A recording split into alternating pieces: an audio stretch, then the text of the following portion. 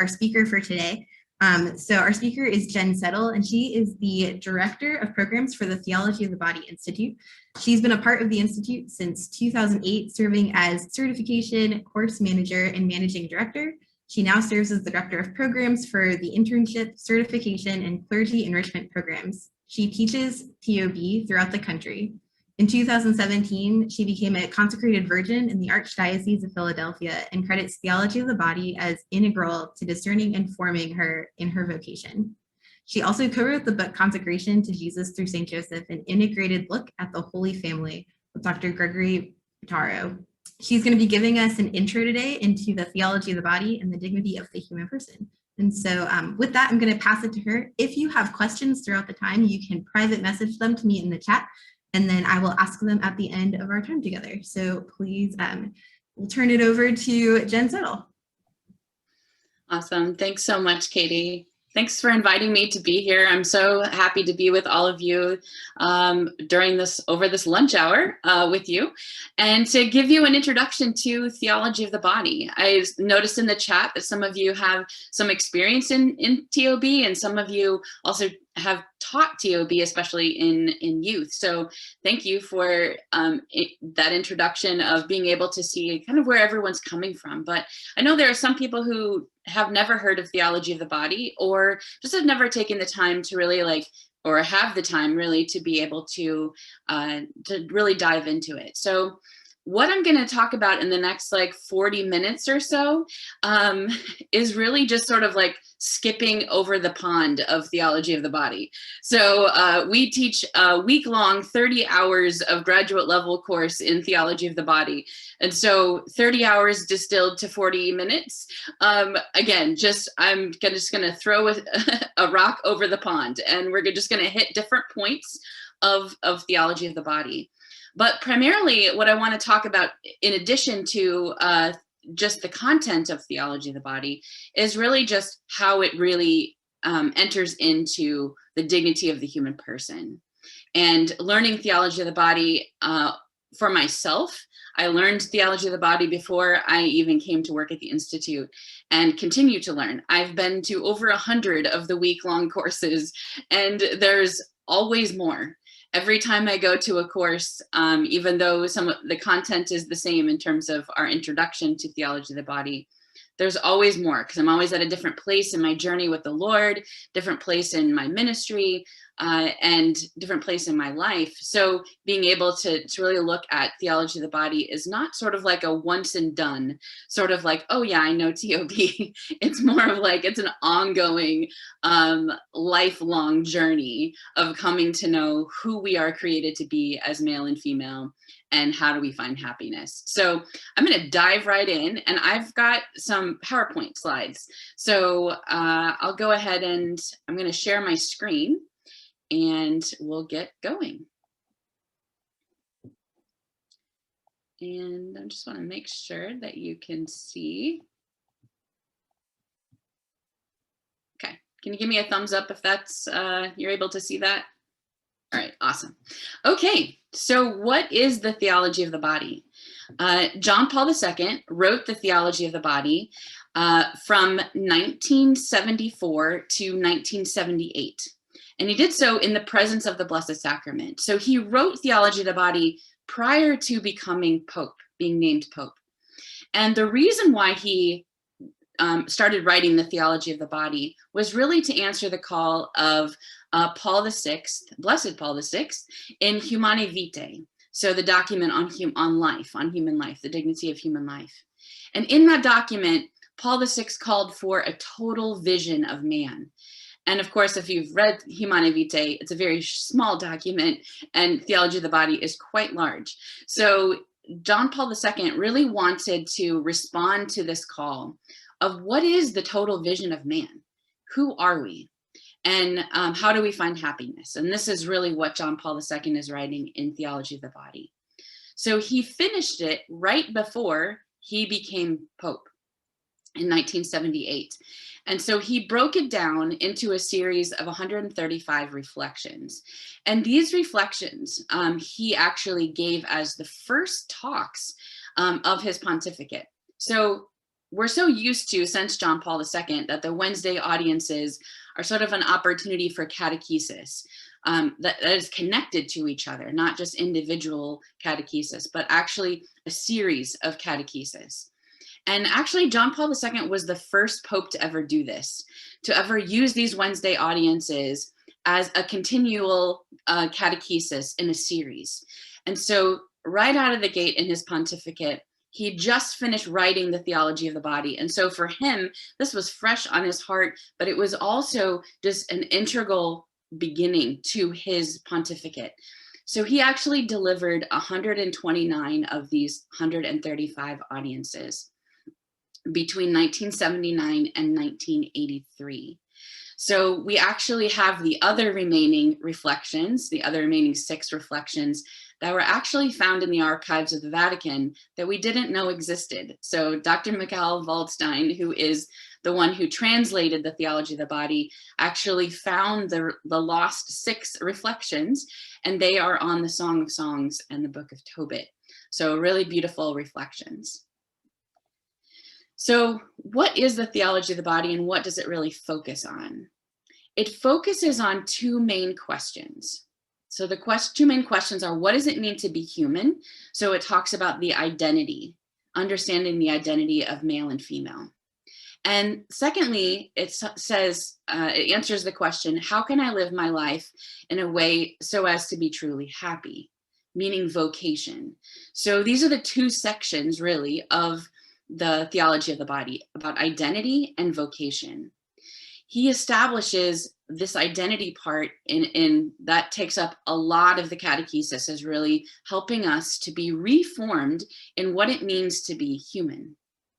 So John Paul II, in this helping us to know who we are as male and female, he says we can't just start with where we are. We have to go back to the beginning.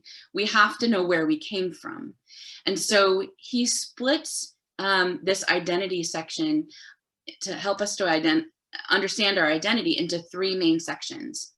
And so it's our origin, so who we were in Eden before sin, so who Adam and Eve were in the garden before sin. He calls this original man. And then the next part is our fall into sin, but also our redemption in human history by Christ. So he calls this historical man. And finally, he talks about our destiny, so which he calls eschatological man. So who will we be in heaven? So who were we in the beginning? Who are we now in history? And who will we be? What is our destiny? So this is what we would call sort of the triptych. And I don't know if you can see this. It's sort of like a triptych is these 3 parts of an icon that have these hinges in between them. And these hinges connect all 3 parts. And so this is what we would call the triptych of the Theology of the Body: original man, historical man, and eschatological man.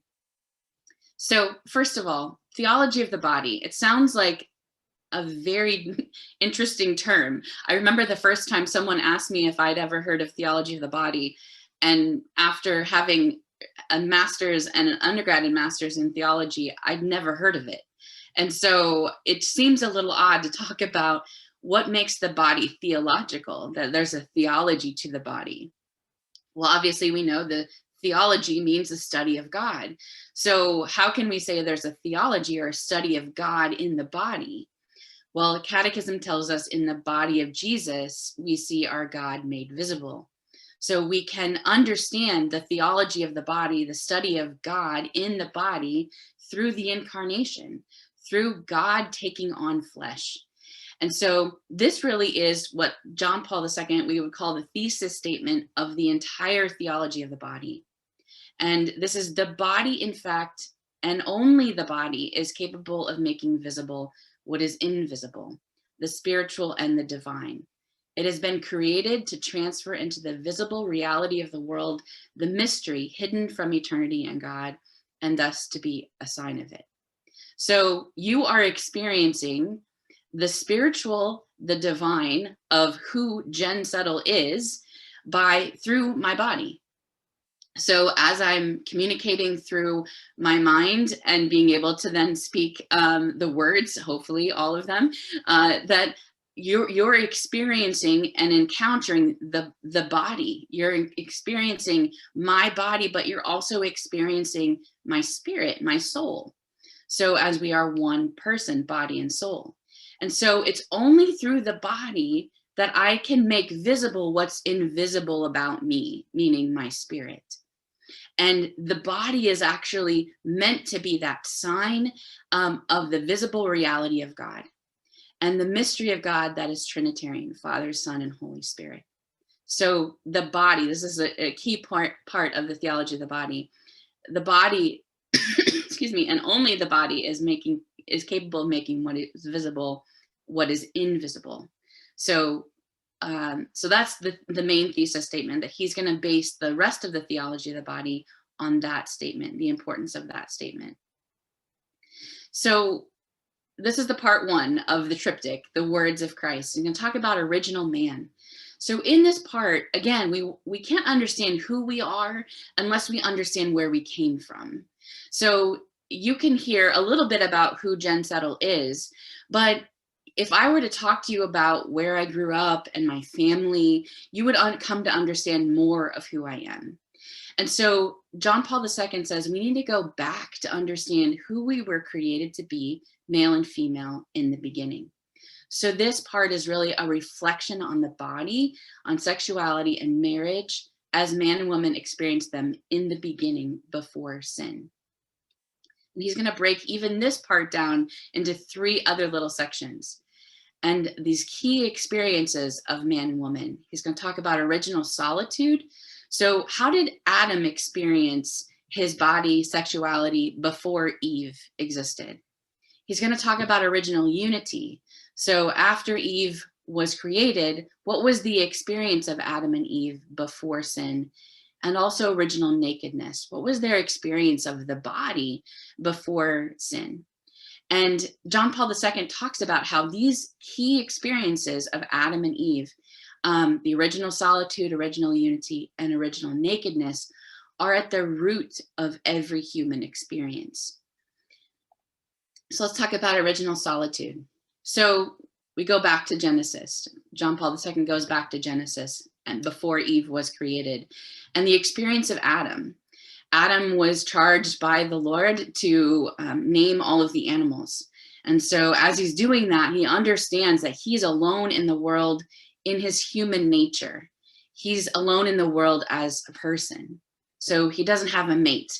He can look into the eyes of all of these animals and be sure that there's no one else here, no other person here who can love me.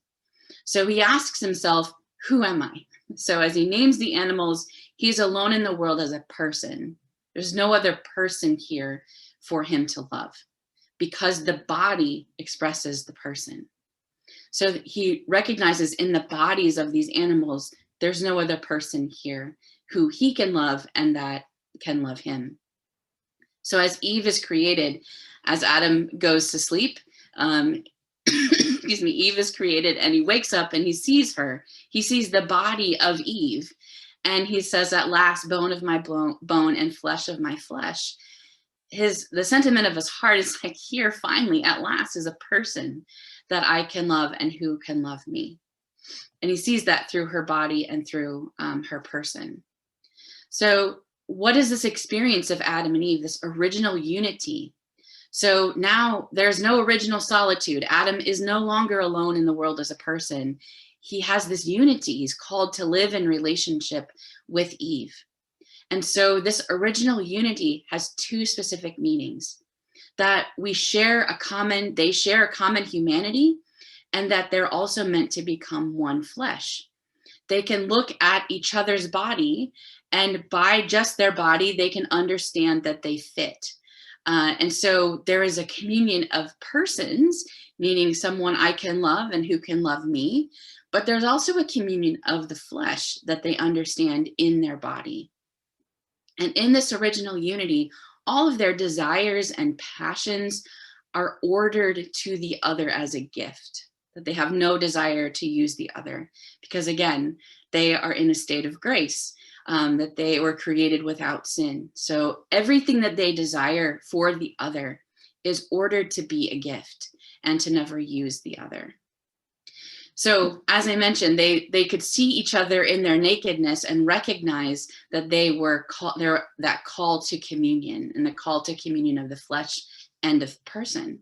And so Genesis says this: they were naked and were not they were not ashamed, meaning that they didn't see the other as an obstacle, as an object of use, but they saw the other through their nakedness as a person to be in communion with. So this original experience of Adam and Eve and their nakedness really shows this, the origin of this defenselessness before the other, complete vulnerability. There's nothing in barrier. They have a total trust of the other. And they actually see one another.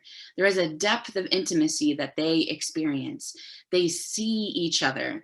If you've ever maybe have someone that you've fallen in love with, or a friend who's in a, as you're in a conversation, and you know that person sees you, that you really feel understood and loved by that person. That's an echo of the experience of Adam and Eve in the beginning, that this original nakedness they saw into the other. And you can talk about this in terms of like intimacy. So it's into me see. That's what we're meant to experience in intimacy, is to be seen and to see another.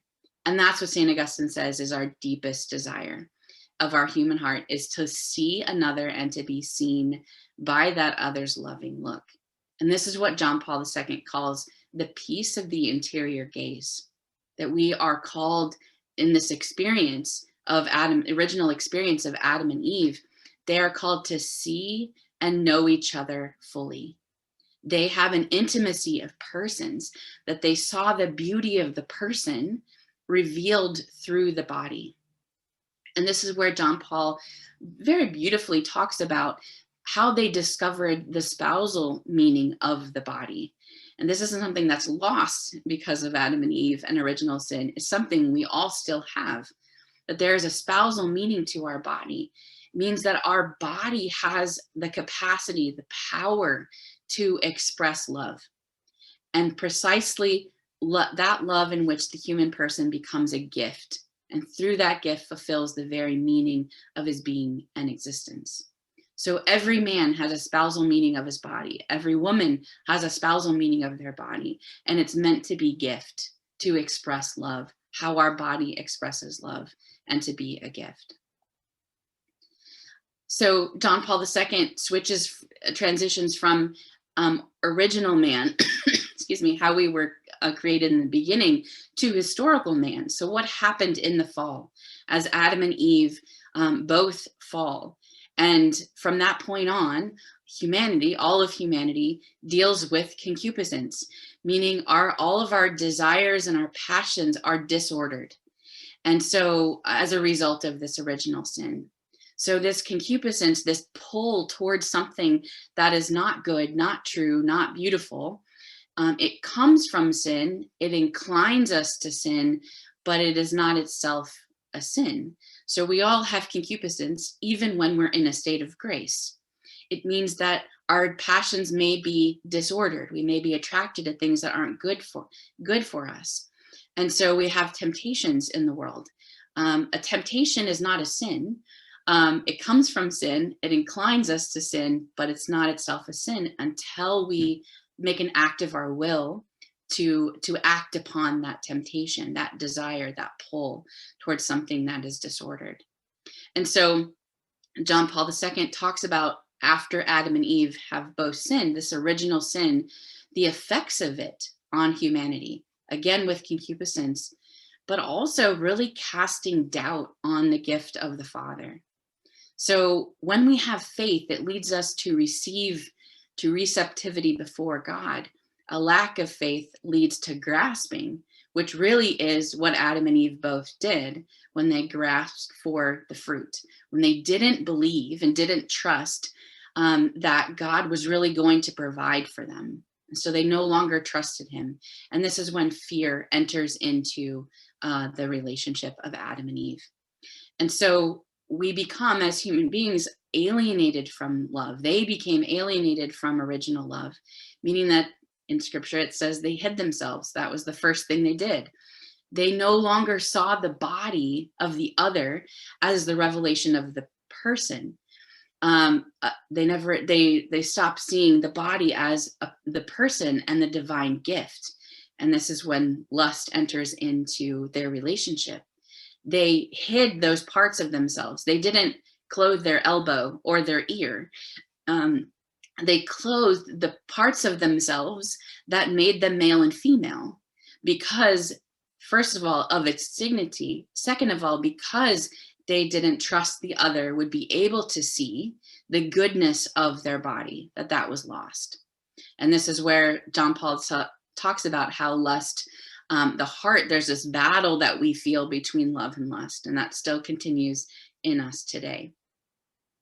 But we can't lose hope, because we have been redeemed by Christ. And so John Paul II says, we are in historical man now. We are historical man. We're living in this era. However, yes, we have fallen, but we are also redeemed.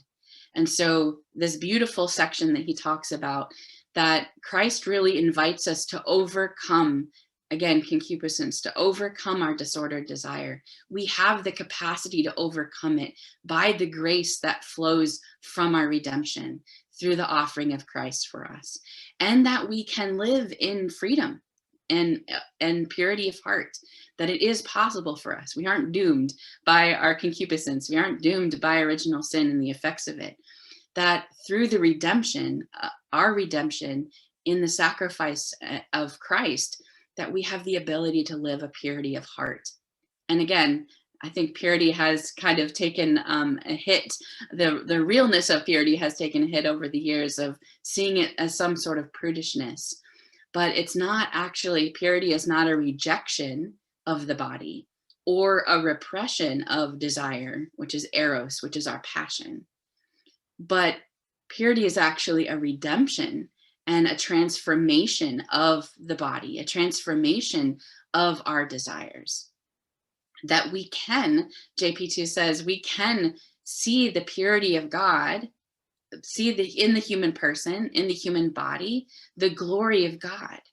And as we see the human body as the glory of God, we are living in purity of heart. All of this to tell us where we were, where in our origin, where we are now in our history, but it's important for us to know where we're headed. And this is what John Paul II says is called the eschatological man. Eschatological means end time. So what is man's experience of our body, of our sexuality, of our desires, of our vocation in heaven? So what's our destiny? And this is really where he reflects on how we will experience our body, our sexuality in the resurrection. And he starts with the key words from Christ. For in the resurrection, they neither marry nor are given in marriage. He talks about how marriage exists from the beginning to point us to our end, to point us to the marriage of the Lamb, to the marriage between Christ and the church. That when we are in heaven, we no longer need the sign of marriage to the marriage of the Lamb when you've reached your destination. So think about, being in Philadelphia, that there are signs along the way. If you're driving from Virginia to Philadelphia, there are signs along the way that tell you how far you have to go. When you're in the city of Philadelphia, you no longer need a sign because you're in it. And that's what he says marriage, and the church has said, is marriage is a sign, marriage on earth is a sign of the marriage that we are all called to. So this is actually very, a really good thing to talk about with singles, especially in ministry, where it's like they're searching for their vocation, their desire to be married or to have a religious vocation, which is all beautiful. But sometimes we can make this marriage on earth, we can make it an idol, that it can mean that this is the end all and be all of my life, is being married on earth. And John Paul II talks about how marriage is meant to be an icon. An icon points us to something beyond itself. So if you have an icon of Christ, that icon is not Christ himself, but the icon points us to the reality of who Christ is. And so this is where marriage is meant to be, and meant to be lived and seen as a sign on earth of the marriage that we're all called to in heaven, which is the Beatific Vision, which is the fulfillment of every longing that we have. Every longing we have in life is fulfilled in heaven. It's a longing for the Lord. It's a longing for heaven, for union with him. And in heaven, in this Beatific Vision, we will behold God and each other face to face. That the original experience of Adam and Eve, when they saw each other, and that intimacy, that union that they experienced of being seen and known and loved, that we will experience in heaven with God and with each other. And so this Beatific Vision is our destiny. Our destiny is union and communion with God, and union and communion with each other. And John Paul II, in this eschatological man section, this is where he starts to transition from what does it mean to be human, male and female, he created them. What does it mean to be human, to how do I live my life in a way that I can be happy, I can find happiness. And this is where he specifically talks about, first, celibacy for the kingdom, aligned with the Beatific Vision, aligned with our destiny, who we're called to be.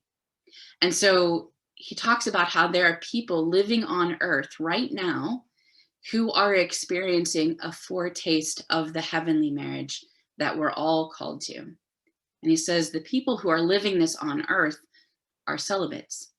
And so a celibate is someone who freely forgoes sexual relations as a sign of the union of Christ and the church, the marriage that we're all called to. So as a celibate person, that I am supposed to, as I encounter people in the world, that I have left the capacity to have earthly marriage for the heavenly marriage, for to be a celibate, to forgo that relationship of earthly marriage, to be a sign in the world of the marriage that we're all called to, the marriage that I, as a celibate, and all celibates, encounter as a foretaste of heaven. And so we, as celibates, freely choose to remain in what John Paul calls the ache of solitude before God, in order to devote all of our longings, all of our passions, all of our desires for communion towards Christ and the church. And so some people can look at a celibate and say, wow, like that doesn't seem very joyful. That doesn't seem, something that's what you've given up. And yes, it is important of what we've given up. And the sign of marriage is beautiful. The sacrament of marriage is beautiful and a sign of the marriage that we're called to. But as a celibate, that I can live my life in a way that is a reminder, that is a foretaste of the marriage that we're all called to in heaven. So my life is meant to be a testimony. It's meant to be a testimony that heaven is real, that it's worth sacrificing everything to possess heaven.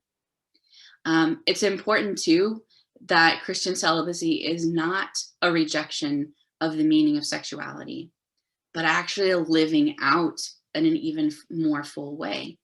My call as a woman, and priests as men. And so I've had many people who talk to me about how, living as a consecrated virgin, it's like, are you no longer like female? Or it's like, no, I'm female forever, like body and soul, I am female forever. And so I'm not rejecting my sexuality. My sexuality is not just about earthly marriage. My sexuality is meant to be an image in the world of the image of the Trinity. And so I'm not rejecting my sexuality. I'm stepping into it more deeply to say, as my role as a bride of Christ and a spiritual mother. And this is where John Paul II talks about this twofold gift of our creation as male and female, the self-gift and fruitfulness. So every man is called to be in some way to be both husband and father. And every woman in some way is called to be both wife and mother. So most frequently, that means literally an earthly husband and an earthly father. earthly wife and an earthly mother. But in the celibate, and actually, if we look at every human person, is called to spiritual parenthood, to spiritual self-gift, that we're all meant to be a gift of self to the Lord. We're all meant to give fruitfulness from that relationship with the Lord. So my living a celibate life is my personal relationship with Christ and my relationship with the church. And that intimacy that I have with Christ as my bridegroom is meant to bear fruit in the world. Whether that's by ministry that I provide, teaching that I provide, or the personal relationships of spiritual children. And so I'm living my call is to be a gift to my bridegroom and to the church. And that gift is meant to be fruitful. So this self-gift and fruitfulness is built into our creation as male and female. And so the celibate life is, again, excuse me, is meant to be it's a gift of self and fruitfulness. Now, I can be honest, there are some celibates who might not live that, who might not embrace that. And so that's really a call and a deep calling for the Institute in particular, and for all of you who are working, in the church as well, a call for celibates to be that gift and to be fruitful in their vocation. So this is that first section of celibacy for the kingdom of heaven. And so John Paul II then shifts in this talk about vocation to the second part of the theology of the body, meaning the sacrament of marriage. And he spends quite a few of the audiences reflecting on Ephesians 5. And oftentimes Ephesians 5 has been misunderstood by those in the pew, sometimes by those who are preaching it as well. And so John Paul II really wants to talk about, right out of the gate, Ephesians 5. And this is the section. Be subject to one another out of reverence for Christ. Let wives be subject in everything to their husbands. Husbands, love your wives as Christ loved the church and gave himself up for her.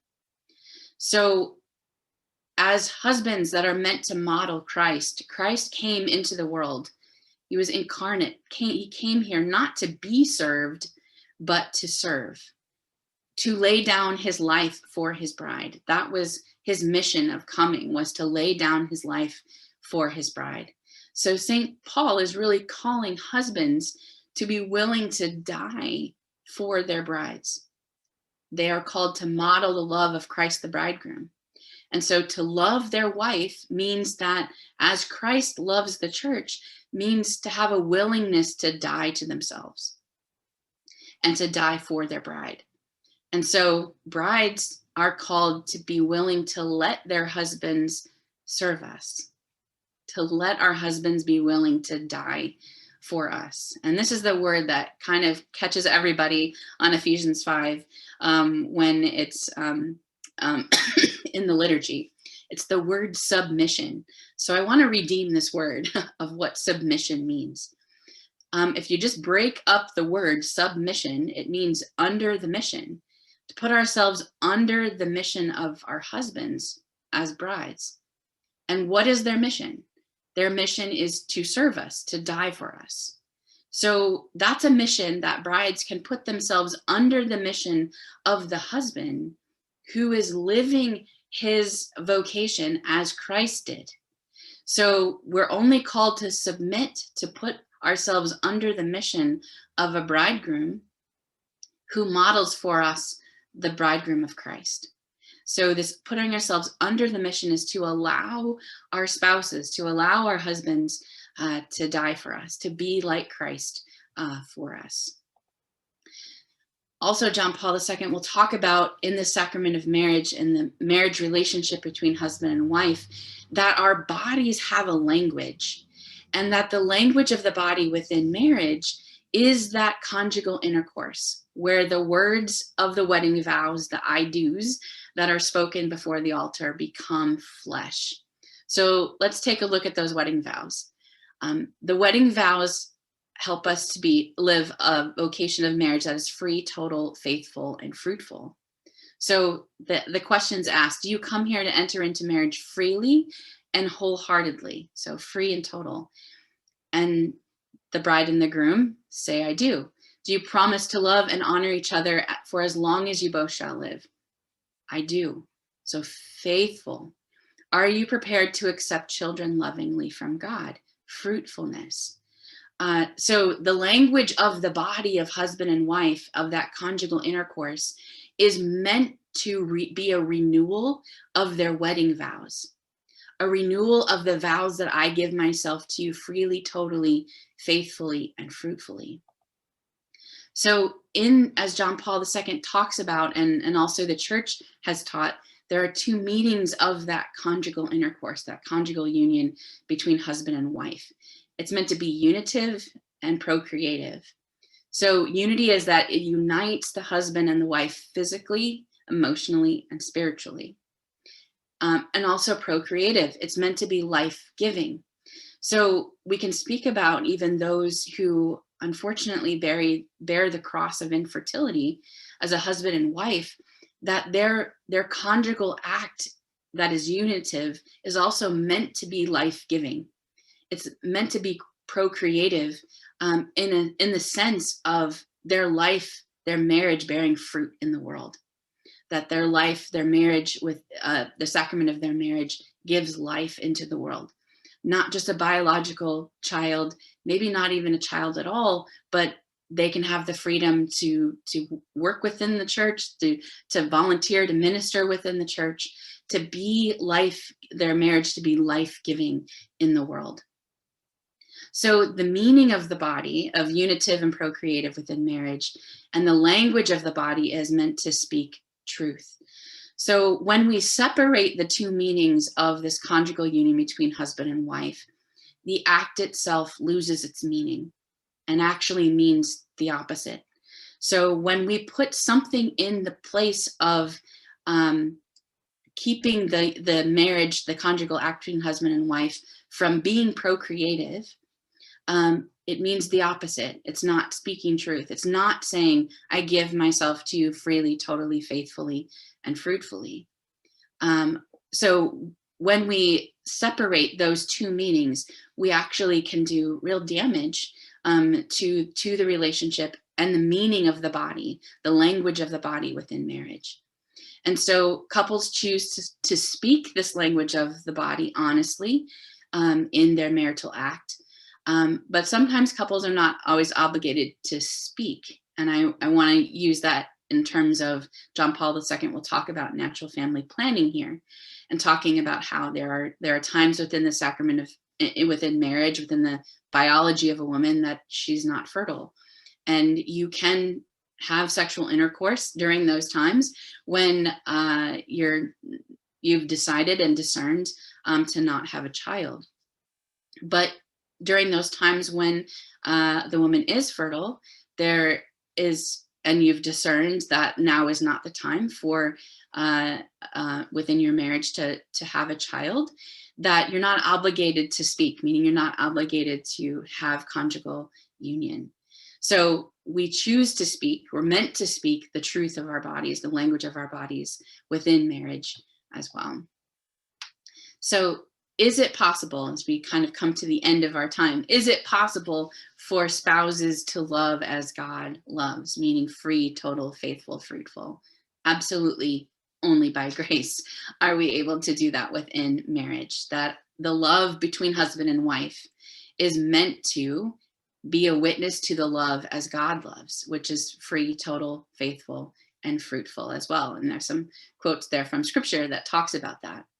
So this is really where John Paul II then talks about, remember how this whole theology of the body was a response to Humanae Vitae, on the gift of human life, on human life. And so it's only after going through all of these catechesis on what it means to be a man, what it means to be a woman, identity, and the vocation of celibacy and the vocation of marriage, that only now is he able after having understood all of that and gone through all of that, can we then talk about sexual morality? And so this is where he'll talk about sort of Catholic sexual ethics, in a sense, through the theology of the body. And when we look at these, look at what is a sin, it's actually a term in archery. So when an archer actually points his arrow at the very center of the target, but he might move his hand in some way, and so he misses the mark. So in archery terms, that means that he's sinned. So you've aimed for something that's good, you've aimed for something that's true, good, and beautiful, but you've just missed the mark. And so when we look at the issues or the questions of sexual morality, whether it's a sin or not, really what we want to look at, and the question we want to propose, is, does this, whatever this is, so it could be sex outside of marriage, it could be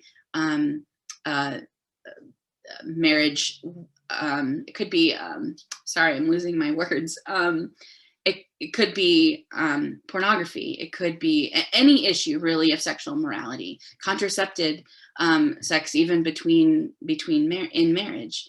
So is this issue an authentic sign of God's free, total, faithful, fruitful love, or does it miss the mark?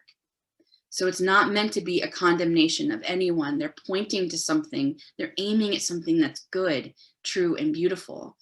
But for a variety of reasons, in our own woundedness, our concupiscence, our past, that we miss the mark, that we're aiming at something good. We desire something that's good for us, but we miss the mark. So you can kind of put any issue in sexual morality with this question: is this an authentic sign of God's free, total, faithful, fruitful love, or does it miss the mark that it's aiming for? So just to sort of wrap up here our time together, again, theology of the body answers these two questions of identity and vocation. Some people can ask the question, what is theology of the body? And it's really hard, like in an elevator, when we used to be able to be in elevators together before COVID, to ask that question, what is theology of the body? And these are actually the two things that I talk about, is identity and vocation. So who are we and how are we called to live? And of course, there's a lot of catechesis around those two questions, but that's really at the heart of it. What does it mean to be a man? What does it mean to be a woman? And to be honest, there's no more, big question, especially in our culture today, of a misunderstanding of what it means to be a man and a woman. And then also how are we called to live that out? And so one of the legacies of Pope St. John Paul II is really to help us to come to know what it means to be human, to be created in the image of God, male and female, and how to find happiness in this life and ultimately in eternal life with the Lord, with the Trinity.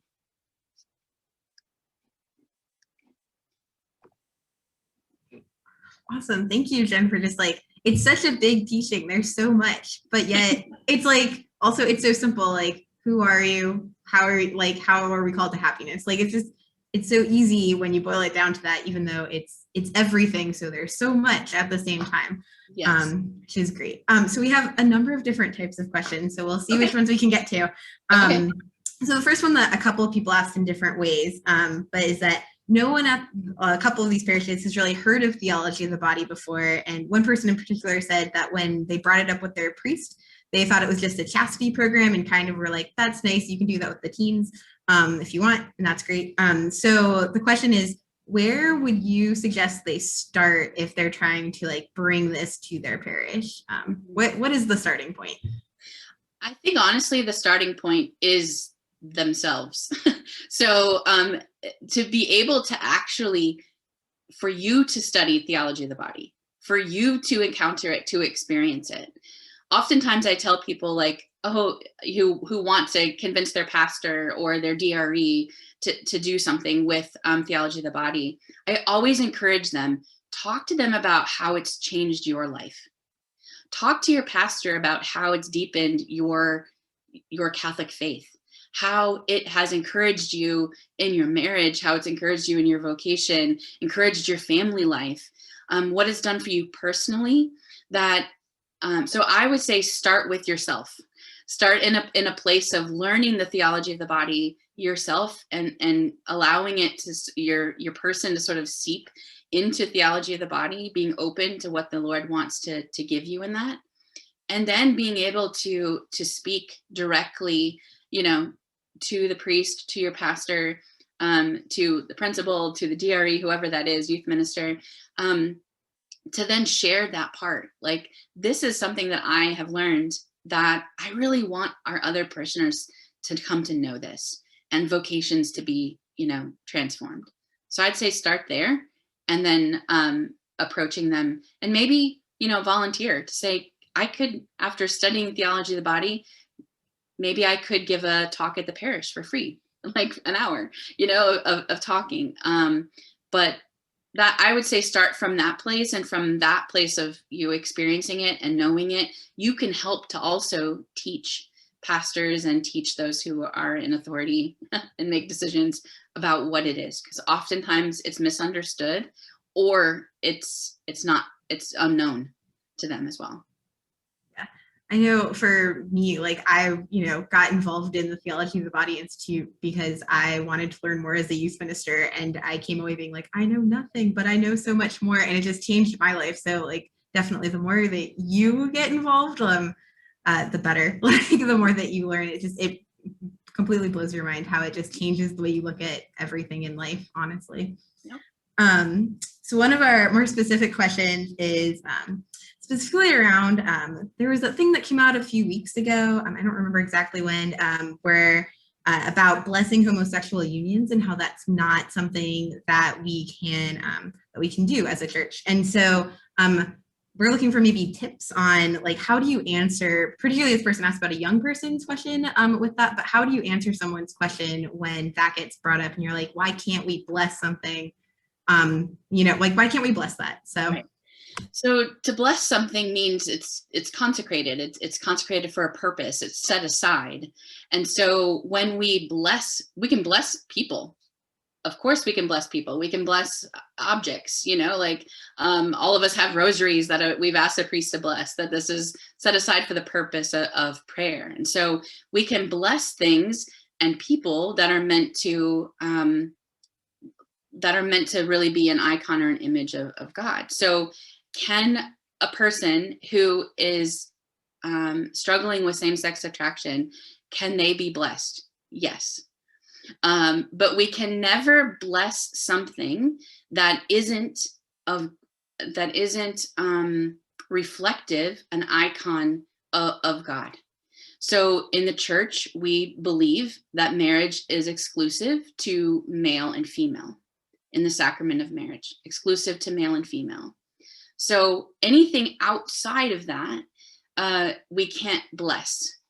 We can bless, again, the individuals who are struggling with same-sex attraction, but we can't bless a union that is contrary to what the church teaches, if that makes sense.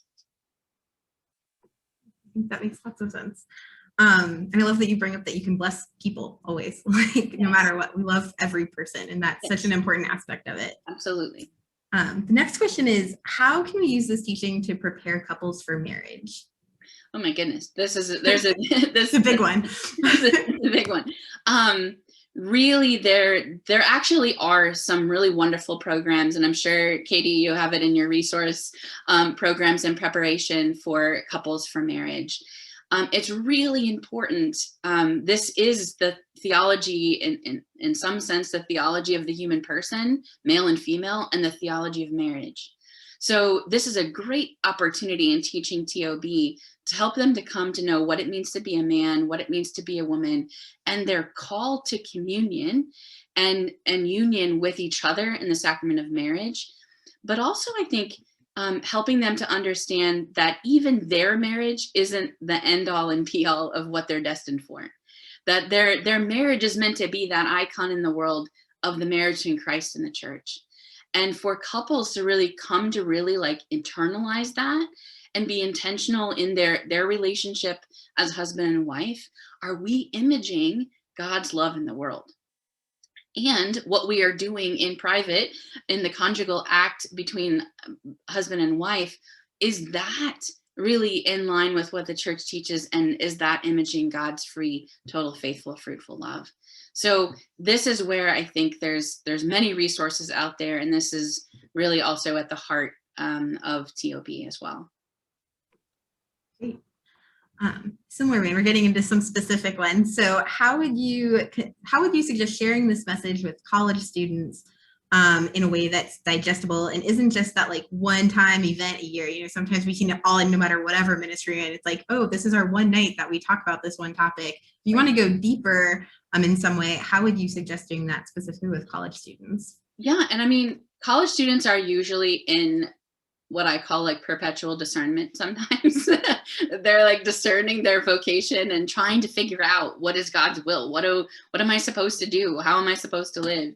And that's, again, at the heart of TOB is, well, what does it mean that you're created as a man? What does it mean that you're created as a woman? And how are you living that out?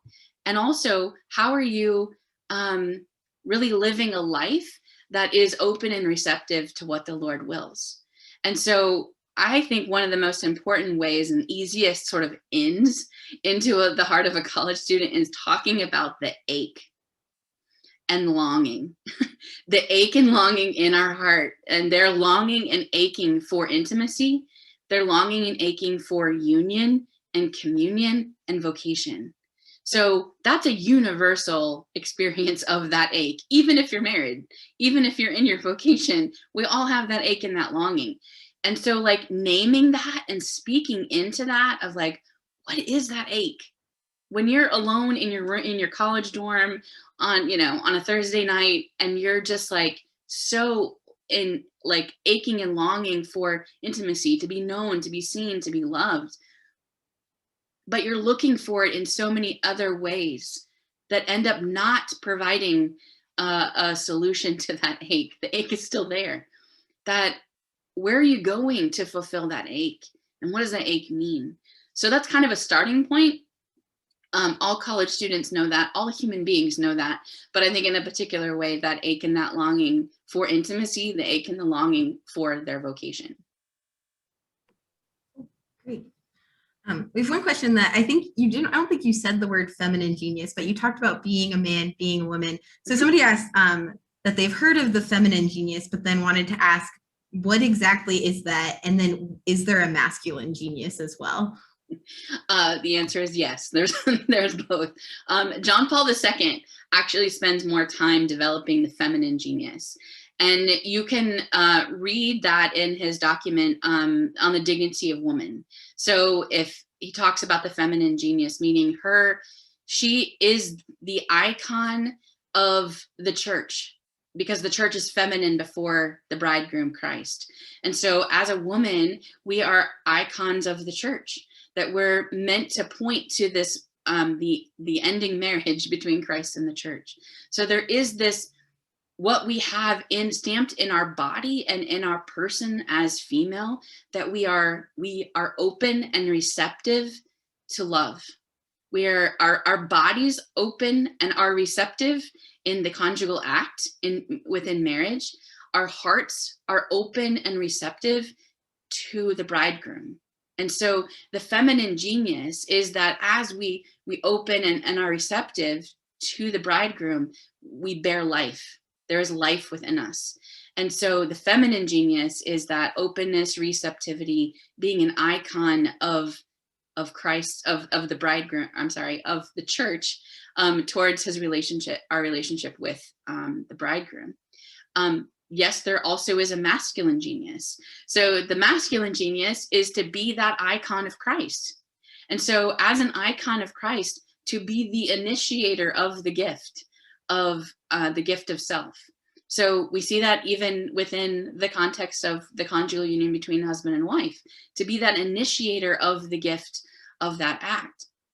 Not that wives can't initiate sexual union also. However, there is something within the masculine that is the initiator, that is meant to be that icon of Christ the bridegroom. So the masculine genius is, how do I image Christ in the world?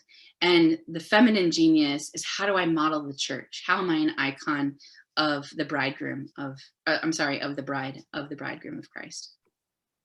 Awesome, thank you. So we are getting to the end of our time. So we are going to transition to just sharing a little bit about resources. But one of the resources that we have listed for people is the virtual Theology of the Body conference. That's this coming weekend and is free. So I wanted to maybe ask you, Jen, if you could just speak a little bit to what that is before we talk about the end. Sure.